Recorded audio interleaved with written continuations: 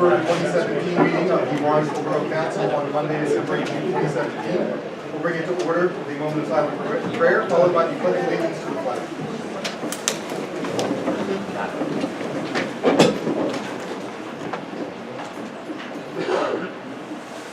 Pledge allegiance to the flag of the United States of America and to the republic for which it stands, one nation, under God, indivisible, with liberty and justice for all. I will ask now for a roll call. Dave Ravella. Here. Vic Cicero. Here. Fred Kerner. Here. Corinne Cronin. Here. Danielle Larison. Here. Ted Parker. Bill Pepito. Here. Todd Sam here. Debbie Smith. Here. Shanae Ricketts. Here. Tony Chuka. Filling in for Sean Kilkenny. So.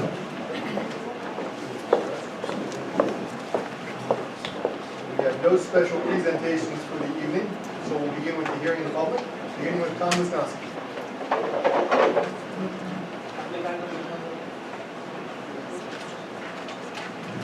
Good evening, Mr. Mayor, Mr. Council President, members of council, Madam Junior Councilperson. Thank you for the opportunity to speak to you.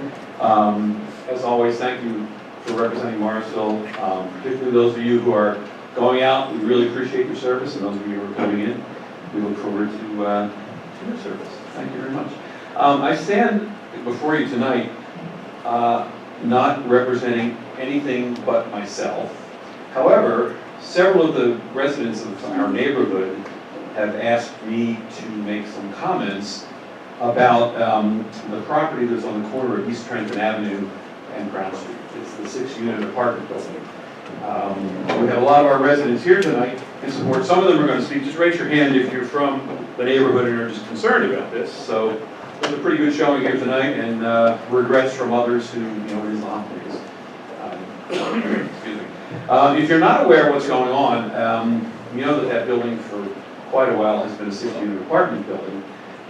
It has recently been sold, or it is in the process of being sold, to Banyan Treatment Centers. Banyan Treatment Centers is an organization that primarily in Florida is a big corporation, and they run drug and alcohol rehab facilities. The latest trend in that industry, and Banyan being on the forefront, is that they buy multifamily residential units and convert them to rehab facilities, inpatient rehab facilities, residential rehab facilities, excuse me. I have an article here that, with your permission, may I pass out? Please.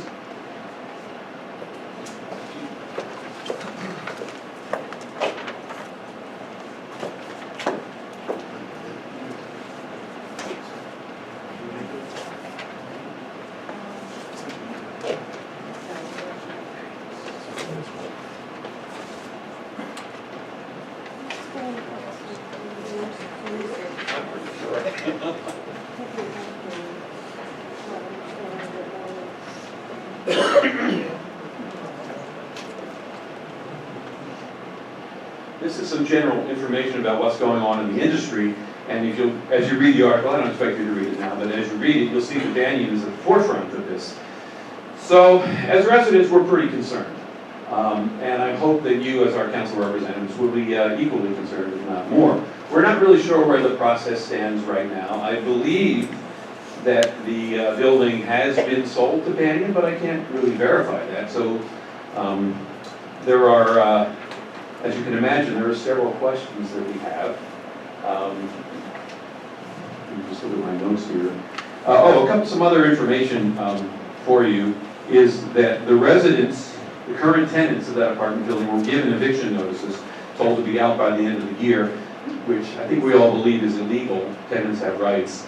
And then the residents were offered, the current management came around and offered the residents, the tenants, a check for 1 month's rent if they would vacate by December 31st.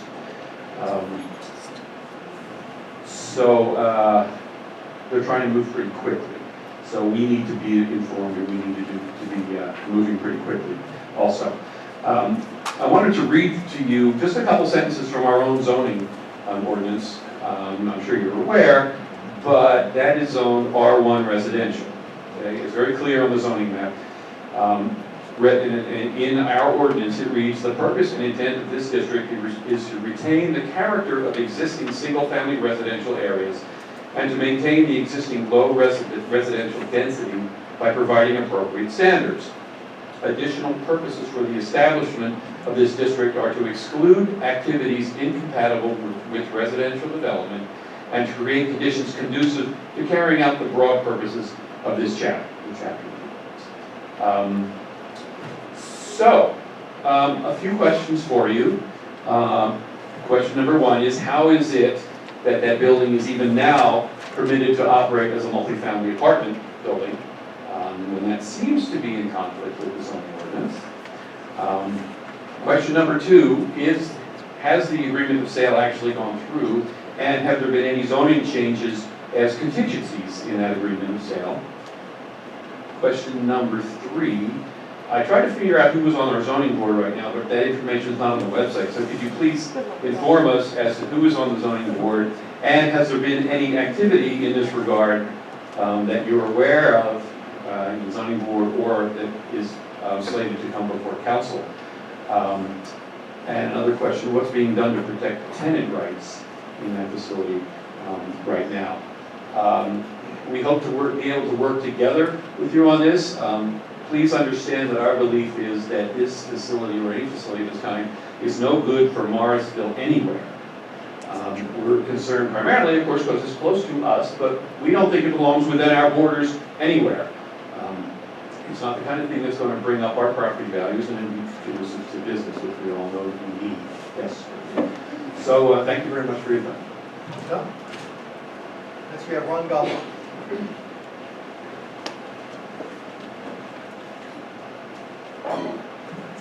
Ronald Gumbach, 730 Crown Street. I'd like to lend my voice to Tom's appreciation for all of your services. Two concerns I have with this banyan issue. One is from the standpoint of the zoning. We are the only R1 zoning zoned area in the borough. We count, depending on how you count the parcels, we're 91 parcels out of 3,100 in the borough. So it's 3% of the borough, 0.00004% of the county. And the second issue of concern is banyan itself. There's lots of information on the internet that causes me to pause and raise questions about the desirability of this particular enterprise within our borough. Now, I know it's the internet, and I'm not judging or casting aspersions on that. I'm just saying that there's a lot of information out there that raises cause for concern, and I would hope that we all do our best due diligence prior to issuing a certificate of occupancy for the next owner. Thank you. Well, next we have Bill Setzer.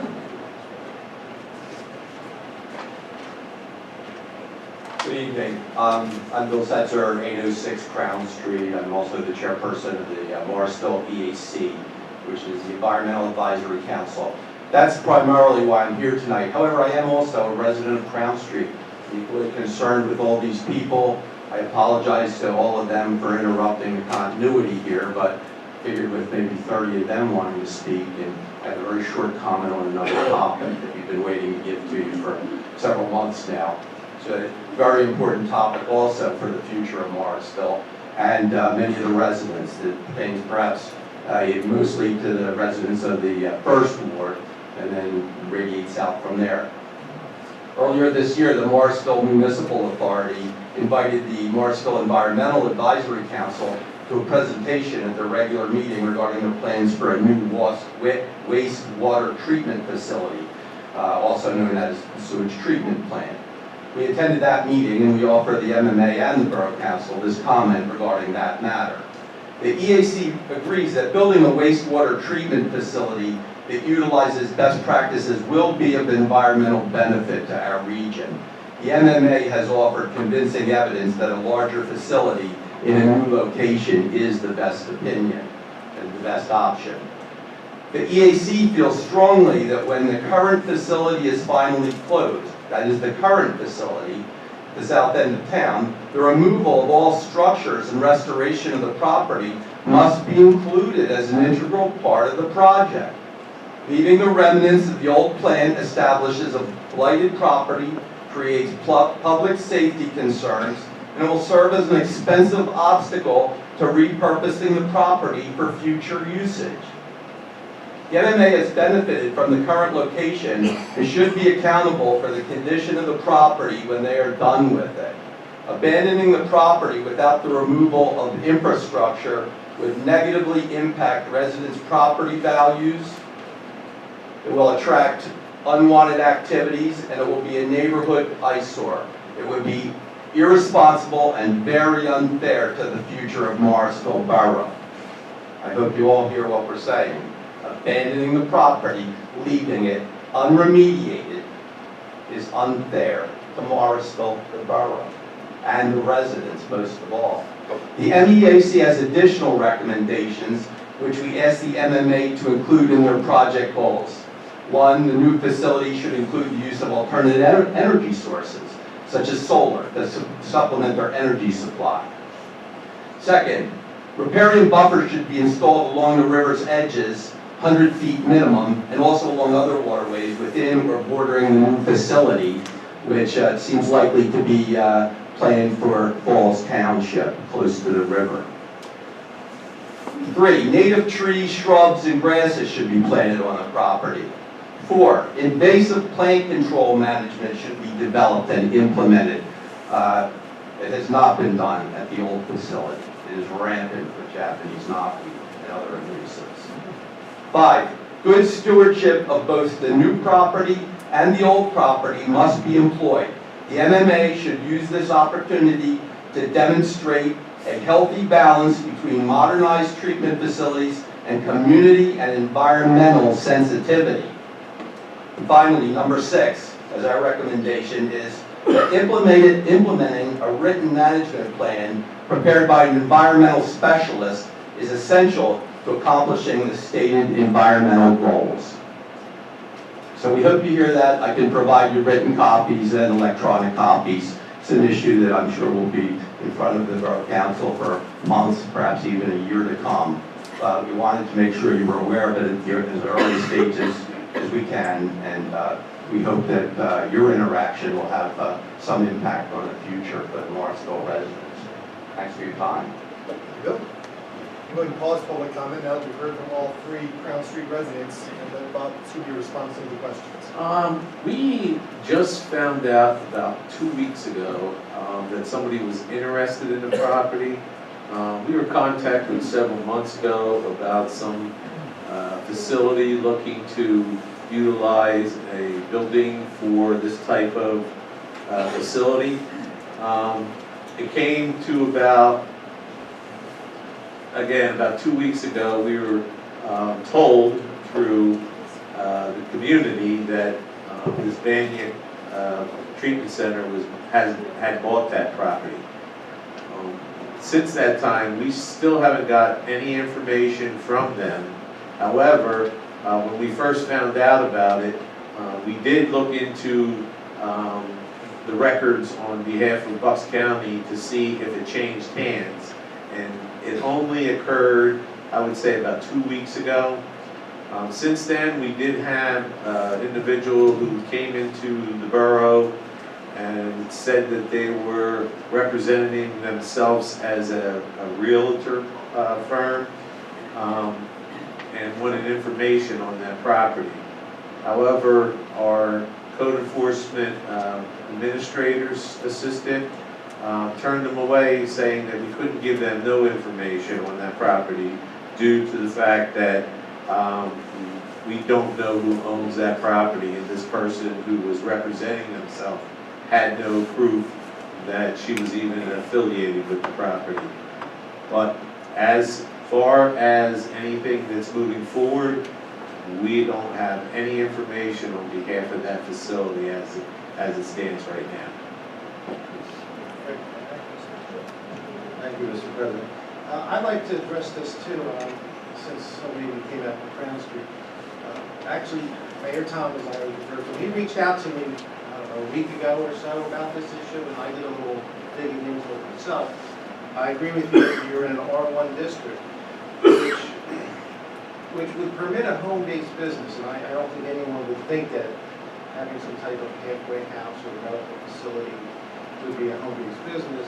Of course, as you just heard, but we don't really know what the plan is, what they want to do. As far as I know, there's been no change in zoning, which I personally believe, and I'm not the solicitor, but I believe you would definitely need a zoning change. So to stay diligent, keep watching and go to the zoning hearing board meetings and let them know that you don't want to see a change, because I think it's not zoned for it. There is something that would allow for a halfway house in Morrisville, but not there.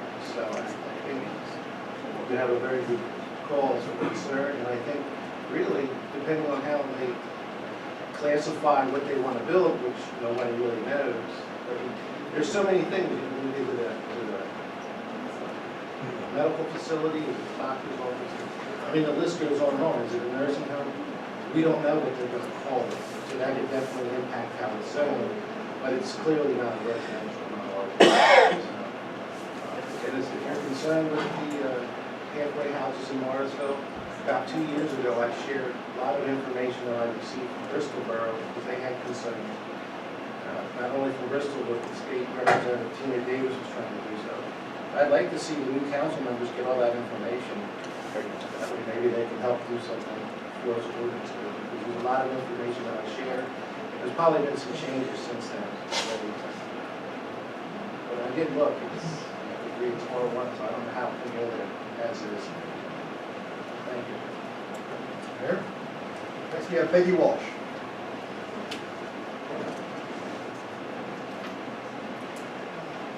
Good evening. I spoke to you last month about starting a resolution from the council, from the Morrisville Council, to support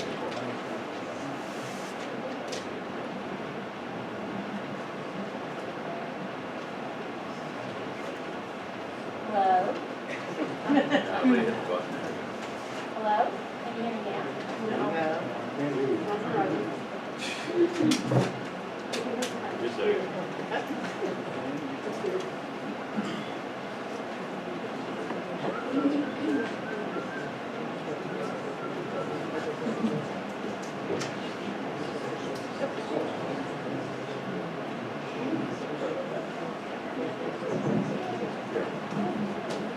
Hello, my name is Peggy Walsh, and I spoke with you last month about developing a resolution to support bipartisan legislation currently in the state, in both the Senate and the House, to end gerrymandering, political gerrymandering in Pennsylvania, and to replace it with an independent citizens commission to draw voting districts.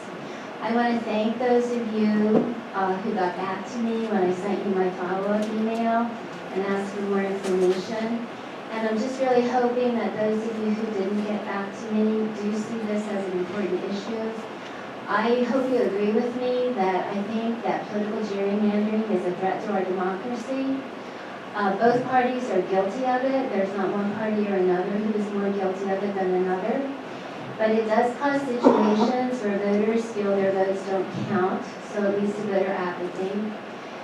It also leads to politicians having to play to a very small base that tends to be extremely right or extremely left. Both of these are destructive. It really prevents our legislators from working in any kind of bipartisan way, either in this state or in Washington, for the good of the people. And I just become convinced that this is one of the core problems of our democracy. So I'm back again tonight. I'm asking that you will join our neighbors in the surrounding districts who have sent this resolution to Harrisburg and send one from Morrisville too, so that we can join this very good cause for our democracy. Thanks. Okay. Next we have Nancy Sherlock.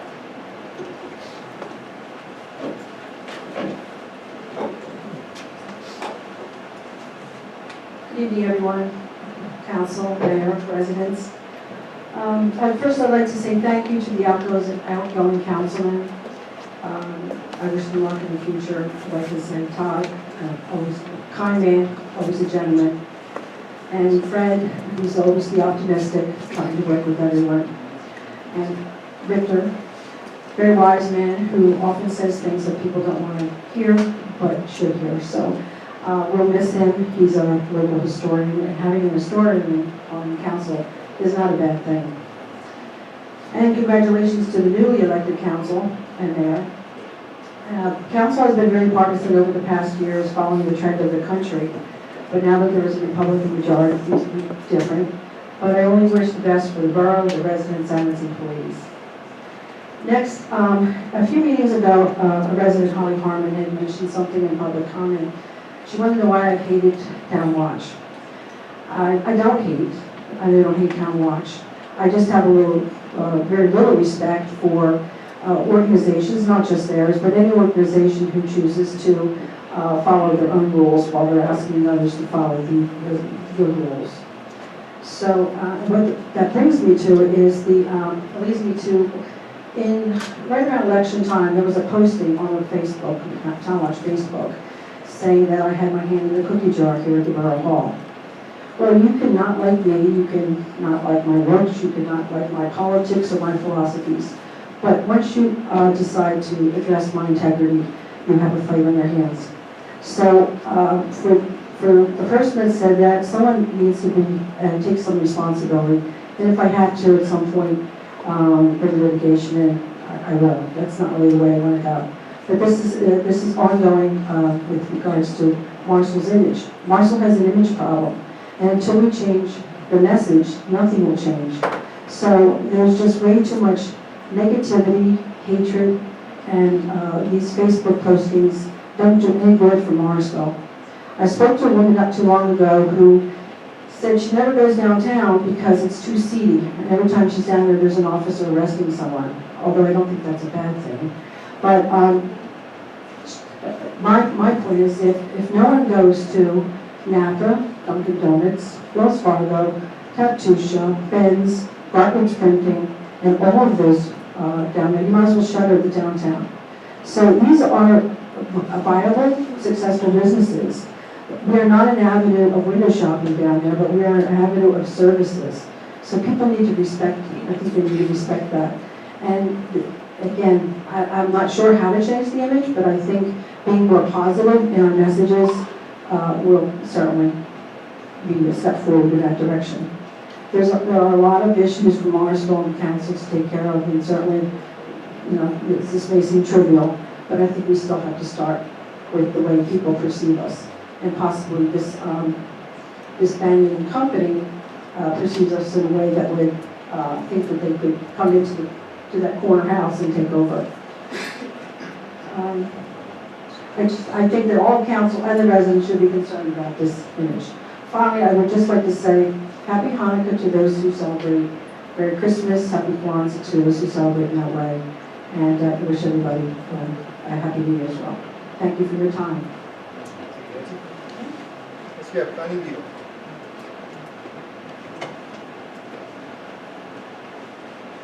Good evening. I'm Connie Beadle, and I live on Osborne Avenue currently. I grew up on Hillcrest Avenue, and I've lived in Morrisville for almost all of my 70 years, which is more than most of you have been alive. I came tonight to support the Mrs. Walsh's efforts to get you to publicly support and work for the enactment of legislation that will end gerrymandering and guarantee independent, fair, nonpartisan redistricting. Just this week, I heard on the radio, WHYY, that Pennsylvania has one of the worst reputations in the United States for gerrymandering.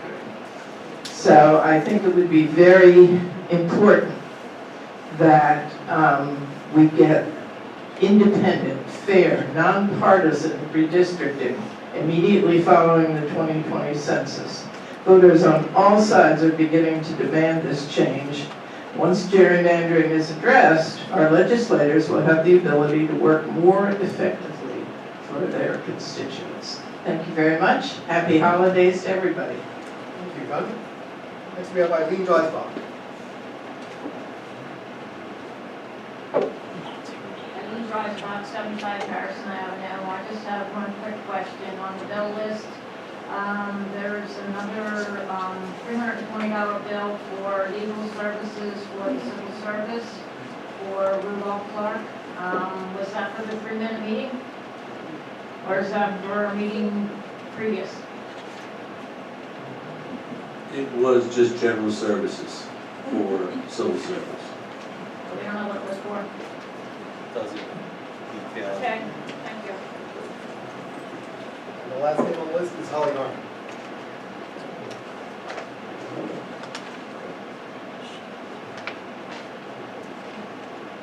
Good evening.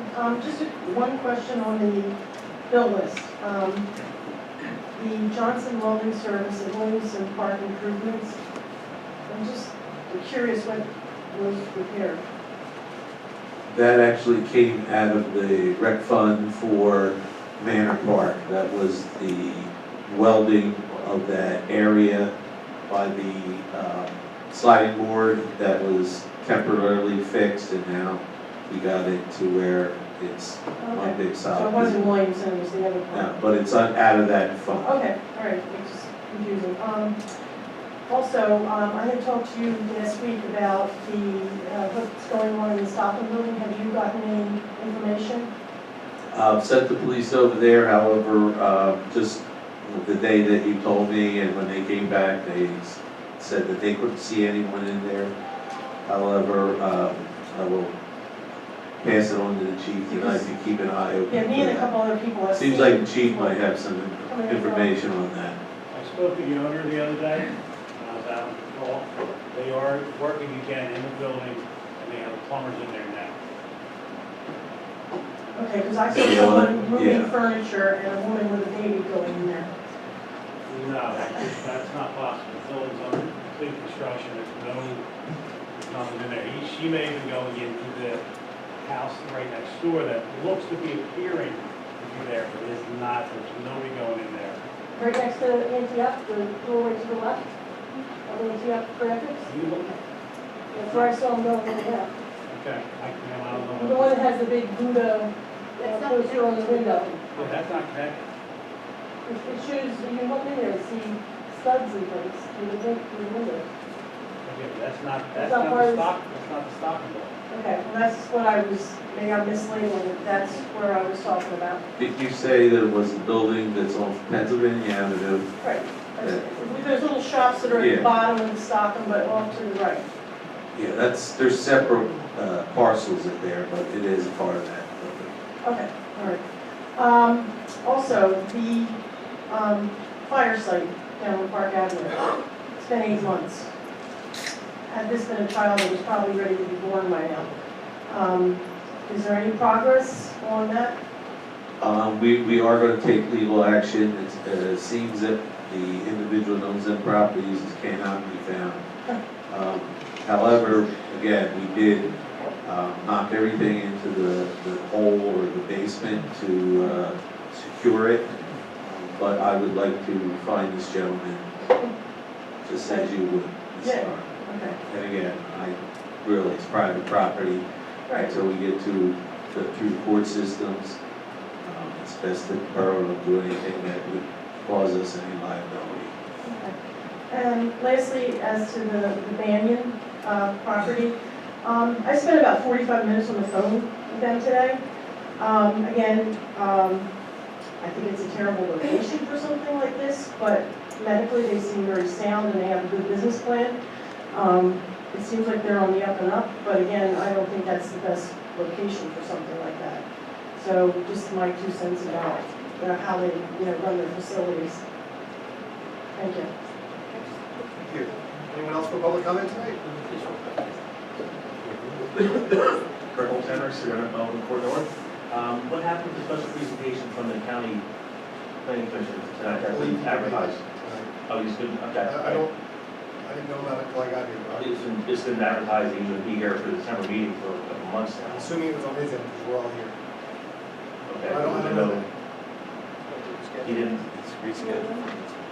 that's what I said, is it, he conveyed and he can't make it, it's going to reschedule for another month? Or anything else? Excuse me? Has he been scheduled, or, because it was a couple of months since we talked about that he's going to be here tonight? So, Well, with timing and everything, I believe this, we discussed with him about being a budget being voted on. And he wants the citizens of Morrisville to really see what they've done, and we ask questions and things like that. So I don't think it was an appropriate moment for him to come in and do a hour to 2 hour presentation. It's been advertised for a couple of months, he was going to be here, and not even mention that he was being postponed or rescheduled, so, okay. Well, when we talked back and forth, and again, he would like the attention of Morrisville residents to be involved, and he got to look at our agenda and felt that it would be better for that next month. It wasn't conveyed to the agenda, it was last or anything, that's all. Yeah. Dialogue, thank you. So we have no minutes to approve here. I thought we had a couple pairs, but if we want to push them off till next month, I'm fine with that. 7 is reports and administrative management, beginning with 7A, the manager's report. Yes, I just have a few things I'd like to go over. It's been a busy month. With the payroll company that we were going to use for starting in January, it was called Streamline. It came to our attention that the company that we already have under contract for our financial services can provide that at half the cost. So we're looking to move forward with that first of the year. Again, it was every time we turned around, the amount got higher. AMS, who we use now, who was participating in this whole project, said they could do it at half the cost. So since we already have them in-house, it seems like the best bet to go is with somebody that's already been here. Also, again, with the MR Writer project, we're hoping to move forward in January once we get a couple things settled with the contractor. We'd like to get that knocked down and hopefully discuss financing for the park itself. And one more thing we have is the Bridge Street project. We will be meeting in the first week of January to discuss the funding source for actually getting the project.